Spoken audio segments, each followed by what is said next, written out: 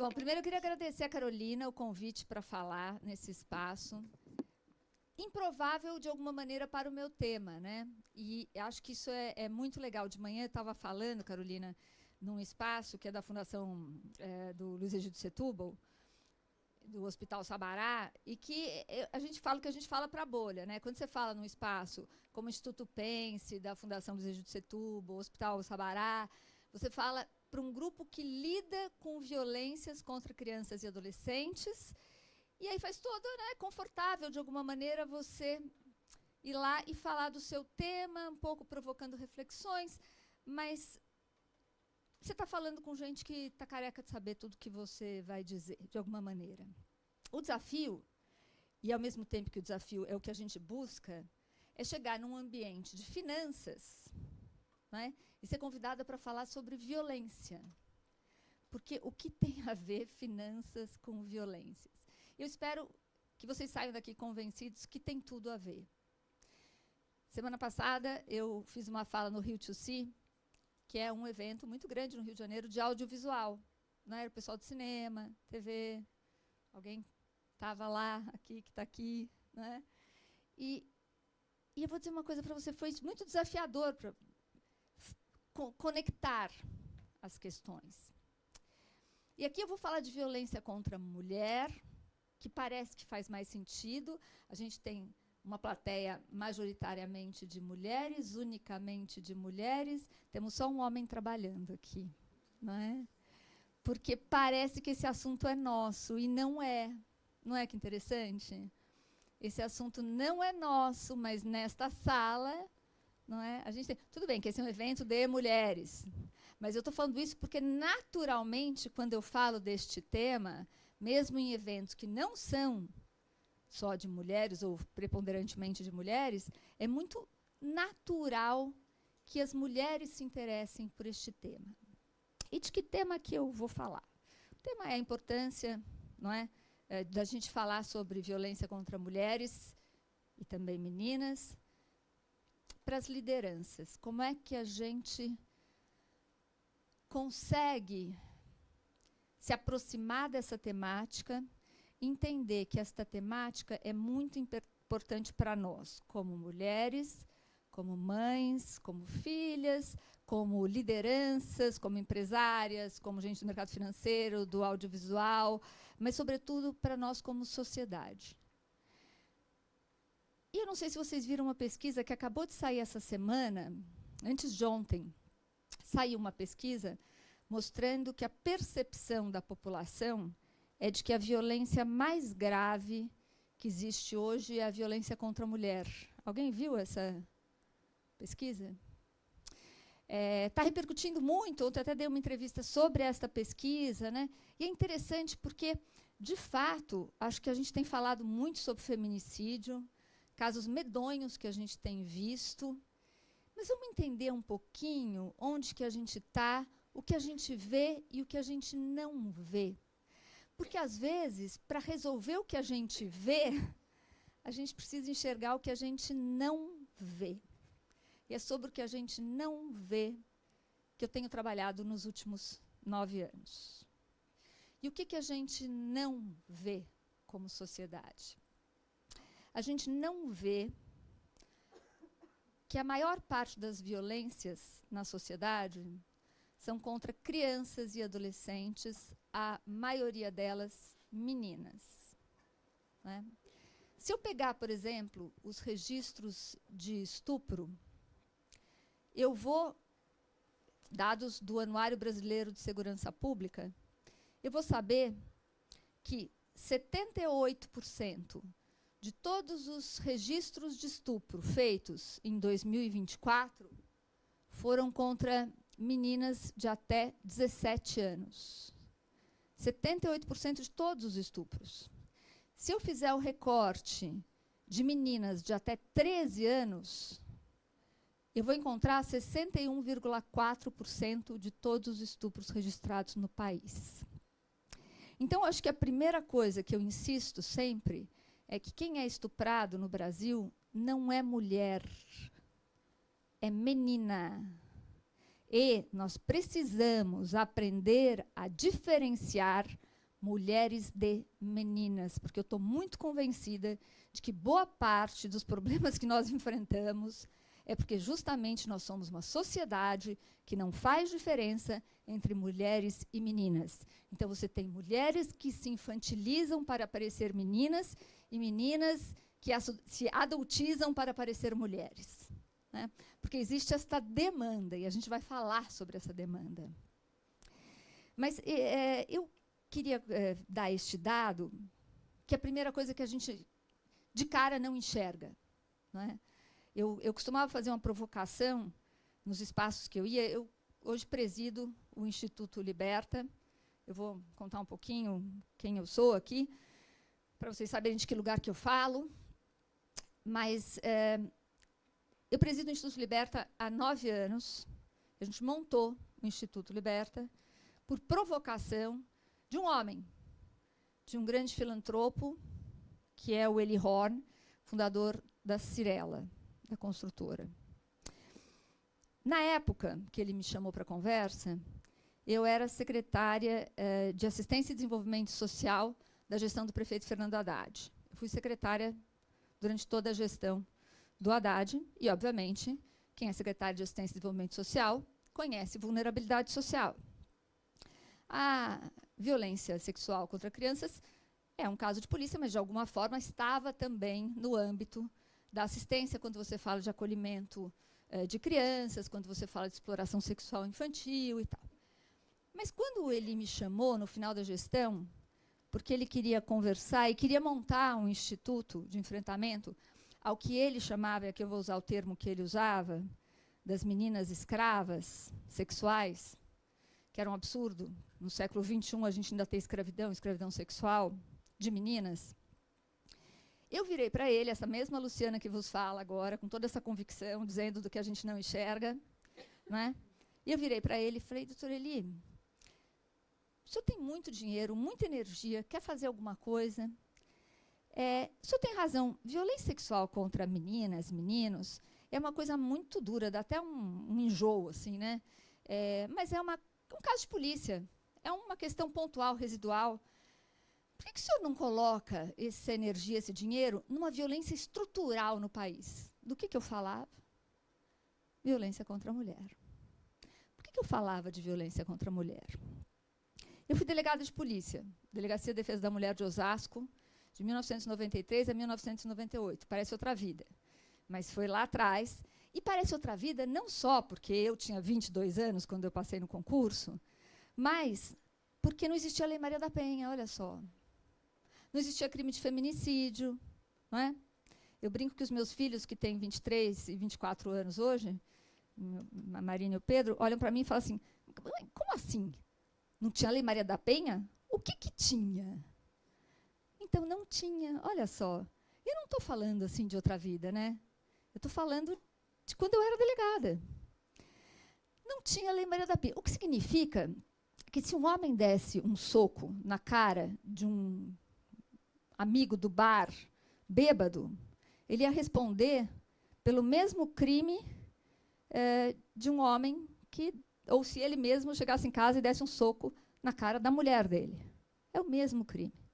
Então, a gente está falando de um tempo em que a violência contra a mulher, no imaginário da sociedade, era uma coisa de mulher periférica, sem vergonha, que não saía daquela situação porque ela não queria, não é?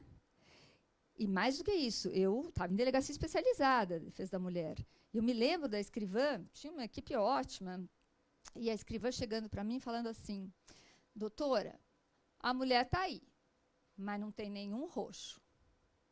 Mas não tem nenhum roxo, porque naquela época se imaginava que esta mulher tinha que ter marcas, não é? Bom, como é que a gente passou desse quadro porque a gente tem hoje, que é a Lei Maria da Penha, onde você reconhece que a violência pode ser patrimonial, pode ser psicológica. Quando a gente tem Luísa Brunet, Ana Hickman se declarando, né, vítimas de violência doméstica, com as pessoas falando sobre isso. Quando você tem, em 2015, porque é de 2015, a construção do crime de feminicídio, a criação do crime de feminicídio. Gente, 2015 foi ontem, não é? Não tinha, era homicídio passional, muitas vezes. Né? Então, assim, a gente está falando que ao longo dos últimos 30 e poucos anos, você teve o quê?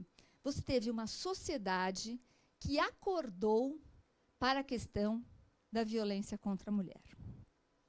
Quando a sociedade acorda para uma violência, e como é que ela fez isso? Não foi de graça, um dia acordou, falou, agora a gente entende o que é isso.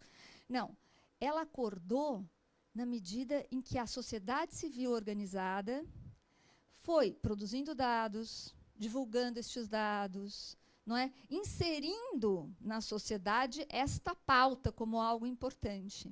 E foi esta ação das feministas, da sociedade civil organizada, que foram mobilizando. Só que olha só que interessante.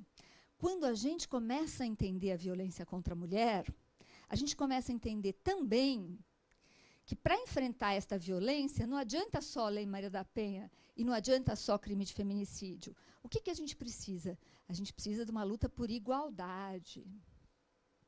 Então, o que a gente tem? A gente tem, primeiro, um sistema, além de punição, de proteção, em vários âmbitos. Então, por exemplo, Minha Casa, Minha Vida passa a ser colocado no nome de quem?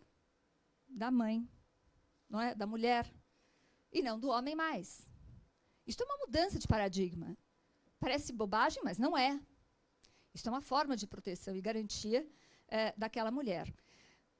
Quando você tem cota para mulheres nas eleições, do que a gente está falando quando a gente fala de cota para mulheres nas eleições? A gente fala do reconhecimento de que a igualdade de gênero é algo que tem valor para a sociedade. Não é? Mas não está acontecendo. Era pior, gente, acredita. Era pior antes disso. Né? Então, a gente está falando para uma sociedade que acorda para o fato de que eu tenho que punir a violência, mas eu enxerguei, eu entendi como essa violência. E eu entendi, por exemplo, que a disparidade de renda, que a disparidade de voz, que a disparidade de mando e de comando importa nesta violência. É isto que a sociedade, quando entende a dinâmica da violência, ela começa a entender também. E isto, você vai dizer, Luciana, mas os índices de feminicídio são gigantes. Sim, nós temos uma mulher sendo morta a cada 6 horas neste país. Este é o dado oficial. Uma mulher a cada 6 horas. É inadmissível, não é? Mas eu vou dizer para vocês que nós temos uma menina ou menino menor de 14 anos, na verdade, não. Nós temos, por hora, 6 meninas sendo estupradas. Isso é o dado oficial. Quando eu gosto sempre de dar o percentual, que é assim, 61% dos estupros no Brasil são contra menores de 14 anos. Mas o que isso significa, 61%? Significa 6 registros de estupro por hora. Então, neste momento aqui que a gente vai conversando, haverão 6 meninas que provavelmente estarão sendo estupradas. Não só meninas. 86% desses, na verdade, entre 85% e 86% desses registros são contra meninas. Mas tem 15% contra meninos, o que significa que a cada hora, um registro de menino estuprado, a maioria tem entre 5 e 9 anos. Né? A gente está falando de uma violência, gente, que é preponderante no país. E esses números são assustadores, mas eu tenho uma má notícia para vocês. Estes números não retratam a realidade. Né? O Liberta encomendou uma pesquisa. O Liberta é o Instituto de Comunicação e Conscientização sobre Violência Sexual Infantil. Infantil não, contra crianças e adolescentes, porque a gente não pode tirar o adolescente desta equação. E eu vou explicar por quê. Mas nós encomendamos uma pesquisa com o Datafolha em 2022 que mostrou, e a pesquisa, só para esclarecer, ela foi feita com muito cuidado, a partir da entrega de um tablet, onde a pessoa sigilosamente respondia renda, idade, mas, obviamente, se eu perguntar, alguém foi vítima de violência sexual quando criança ou antes dos 18 anos, dificilmente alguém vai falar no começo da palestra. No final, todo mundo fala, tá? Vou contar para vocês que eu tenho essa experiência, que eu nunca estive num lugar fazendo uma fala que depois, se há abertura, não é o caso aqui, mas se há abertura para a plateia, alguém não levanta a mão e se reconhece vítima de violência. É impressionante, mas isso traduz esta pesquisa, o resultado dessa pesquisa da Datafolha, que mostrou que 32% dos entrevistados, e foi feito o Brasil inteiro, rendas sociais, rendas econômicas e tal, todas as rendas. Bom, enfim, 32% se reconheceram vítimas de alguma violência sexual antes dos 18 anos. Não obrigatoriamente estupro, a gente vai falar sobre estupro também. Mas o que eu fiz? A gente traduziu os crimes do Código Penal. E a partir dessa tradução, você se reconhece numa dessas ações? Ah, sim, então tá. Então você foi... Aí, bom, deste universo de 32% que se reconheceram vítimas de alguma violência antes dos 18 anos, só 11% denunciaram. Gente, se só 11% denunciaram, eu não estou falando de 6 registros por hora, mas eu estou falando de 60 casos por hora. Não é? E o que eu acho mais impactante, só 26% na vida tiveram coragem de contar para alguém. Agora, por que só 26% tiveram coragem de contar para alguém? Porque esta violência ela é intrafamiliar. Em 70% dos casos que eu estou dando são dados que vocês podem verificar no Anuário Brasileiro de Segurança Pública. O que é o Anuário Brasileiro de Segurança Pública? O Fórum Brasileiro de Segurança Pública recolhe os boletins de ocorrência do Brasil inteiro, num determinado ano, e faz este levantamento. 70%, 69, qualquer coisa por cento, desses estupros acontecem dentro da casa da vítima. 63% praticados por familiares. E 29% por pessoas muito próximas. Então, a gente está falando de uma violência que ela é silenciosa e ela é calada, porque ela é intrafamiliar, assim como a violência doméstica. Não é? Assim como a violência doméstica, que é intrafamiliar, ou nas relações afetivas, e que, quando eu era delegada, 35 anos atrás, ninguém falava sobre isso, e ninguém fala porque é um assunto feio. Feio era a palavra que se usava. Esse assunto é feio, né? É feio. Primeiro que você está mexendo com uma questão que é a privacidade das pessoas. É uma violência que não é o assalto ali no meio da rua, e nem é o estupro no meio da rua, que já é complicado, porque quando a gente fala de violências sexuais, a gente fala de uma outra ordem de crime. Não é? Mas não é aquela violência, é uma violência que está ali, dentro de casa. E isto traz uma complexidade gigante para a questão. Bom, mas tá. Luciana, e aí? Vamos caminhar aqui.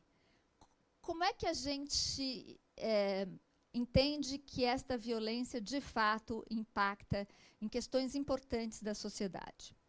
Por exemplo, talvez vocês não saibam, mas o Brasil ele registra, em média, nos últimos anos, 30 bebês. Em 2023 foram 38, tá?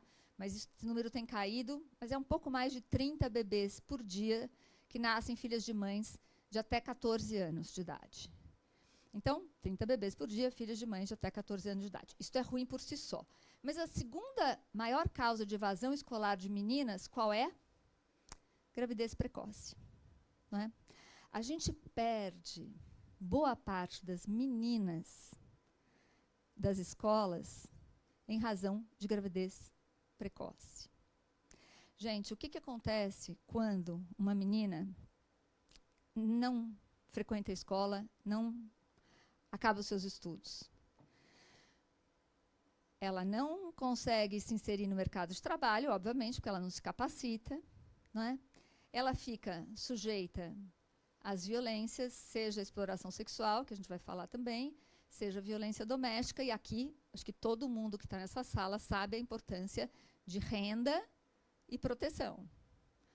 Renda para autonomia, autonomia para liberdade, liberdade para não ficar em situações de violência. Eu vou contar um caso que aconteceu na delegacia, foi o primeiro caso que eu peguei de estupro, foram poucos, tá? Na delegacia, até porque as pessoas denunciavam muito menos. Era uma menina de 13 anos que tinha sido estuprada pelo pai, o que é bem comum. E ela, a violência foi denunciada pela escola. E é super importante a gente entender nesse país a escola como ambiente de rede de proteção. A escola, num país de alta vulnerabilidade como o nosso, mas não só, ele é um espaço não só de conteúdo, mas de proteção de crianças e adolescentes. Porque se a gente sabe que as violências, e aqui não só a violência sexual, mas as violências em geral, lesão corporal, maus tratos, violência psicológica, são preponderantemente praticados por familiares, a gente precisa que a criança e o adolescente tenha um espaço no qual ela faça um vínculo com um adulto responsável fora deste ambiente familiar. Vou dar o dado concreto para vocês. Na época da Covid, da pandemia, quando deu o lockdown, havia uma preocupação muito grande com as crianças presas em casa sem poder ir para a escola. O Ministério Público do Estado de São Paulo, junto com a Unicef e o Instituto Sou da Paz, fizeram um estudo que mostrou que diminuiu em 39% o número de registros de violência sexual contra crianças no período da pandemia. E, logicamente, isso subiu. Não da pandemia, mas do lockdown. Isso subiu quando passou o lockdown. Porque é isso, gente, é só juntar Lé com Cré. Se há violência intrafamiliar, aonde que a criança pede socorro? Na escola. Este dado, tristemente, nós não temos. Ele é empírico. Né? A gente sabe disso. Mas eu pedi para a Duda Salabert, deputada federal, ela apresentou um projeto de lei que está tramitando, já foi aprovado na Câmara, está indo para o Senado, que é um projeto de lei que obriga que nos boletins de ocorrência você tenha um campo indicando quando a violência contra crianças e adolescentes é denunciada pela escola. Porque aí a gente vai ter este dado oficialmente para brigar contra o quê? Homeschooling.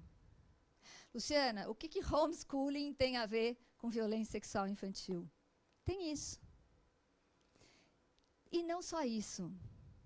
Eu não sei se vocês já leram o projeto de educação domiciliar. E aqui, gente, pelo amor de Deus, eu não estou criminalizando famílias que querem educar os filhos em casa. Né? Eu acho que a escola está uma porcaria de A a Z, está tudo errado, eles estão, né, tudo defasado. Tem 1000 críticas às escolas. Então, eu não estou criticando famílias que queiram educar os filhos em casa, cada um tem as suas razões e os seus motivos. Mas nós temos que entender que, se você admite isto, você abre uma porta para que muitas famílias tirem os filhos da escola.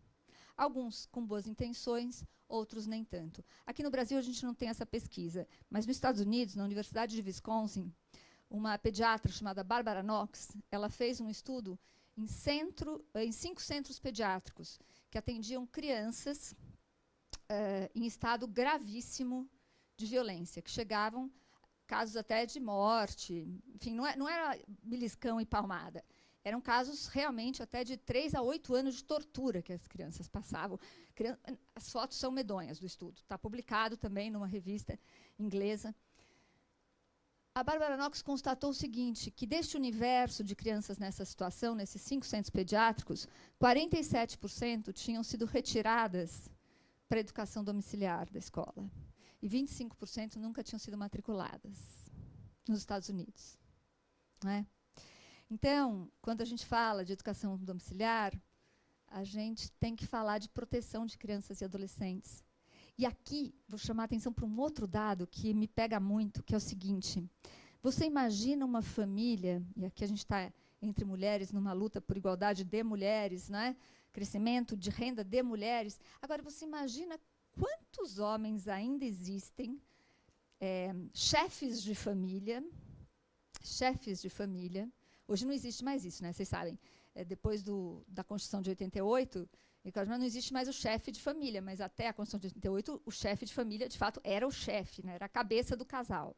Isso não existe mais porque tem igualdade de direitos. Mas isso na lei. Na prática, nós sabemos que ainda há muitos chefes de família. Você imagina um chefe de família, ou mesmo uma mãe, que, por convicções filosóficas, religiosas, normalmente religiosas, entenda que o filho tem que estudar, mas a filha tem que ficar em casa e casar. A gente já ouviu, gente, desculpa, daqui não tem nenhum julgamento de vertente religiosa nem nada disso, mas a gente ouviu o pastor já dizendo que a menina não devia estudar. Porque quando ela estuda, a cabeça dela fica meio atrapalhada, e aí ela fica uma mulher pior, na relação do casamento, menos submissa. E aí o casamento não dá certo. Né? A gente ouviu falar, e aqui não é evangélico, não é religioso, assim, todas as religiões têm questões, e tem questões em relação às mulheres, e tem questões filosóficas também. Enfim, eu não gosto de estereótipos, então eu tomo muito cuidado quando eu falo disso. Mas eu estou falando de coisas que me preocupam. Acabou? Ah, eu falei 10 minutos. Falta 10 minutos. Ah, ufa. Gente, eu tenho um problema, porque eu falo mais que o homem da cobra. Então, mas vamos lá, vou falar rapidinho para fechar o assunto. Vamos lá. As meninas, elas podem ser impedidas de ir para a escola.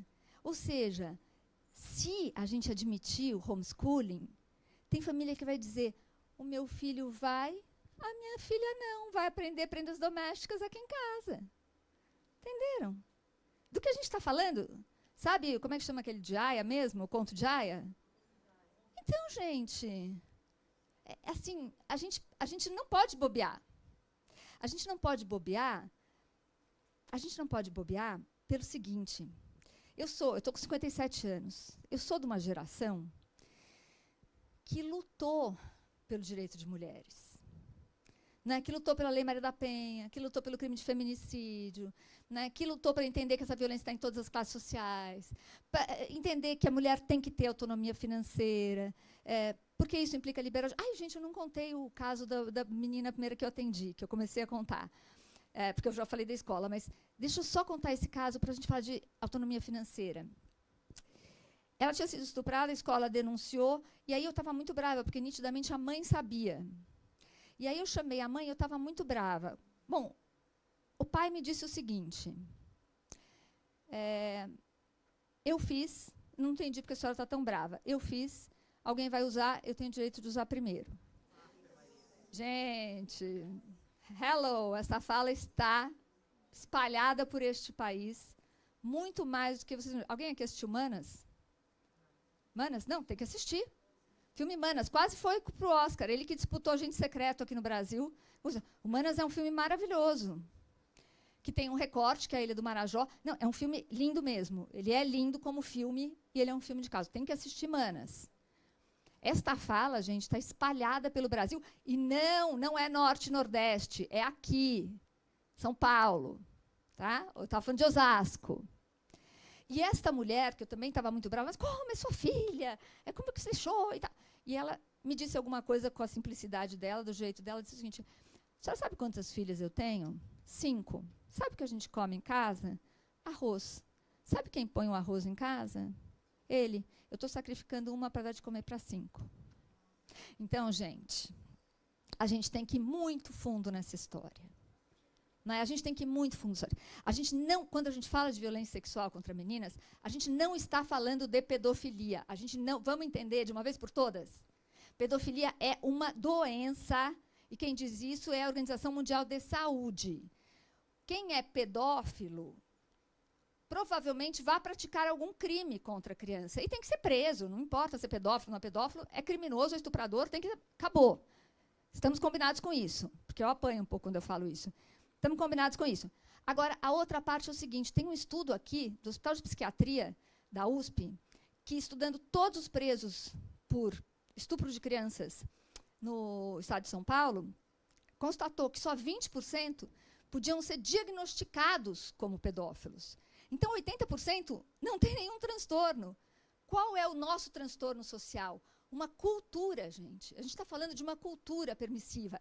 Quando a gente fala de violência contra a mulher e tudo que a gente enxergou ao longo desses 30 anos, o meu esforço há 7, 8, 9 anos é tentar fazer com que as pessoas entendam sobre a violência sexual infantil. Violência sexual infantil não dói. Em 90% dos casos não dói.